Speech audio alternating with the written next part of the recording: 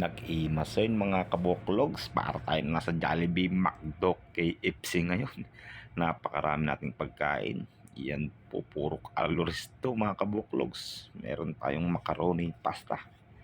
May mga cheese. Yan po, napakasarap. May pizza pa po tayo mga kabuklogs. Napakasarap po nito. Nag-imasin, sabi nga naming mga Ilocano.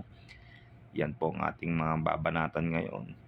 Yan po ang sauce ng ating spaghetti. Napakasarap po. Meron tayong fried chicken.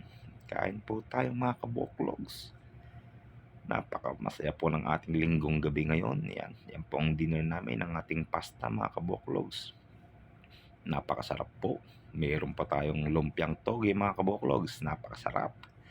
Yan po ang ating dinner for today. Kain po tayo. Hindi mawawala ang ating vegetable salad. Fresh na fresh po yan.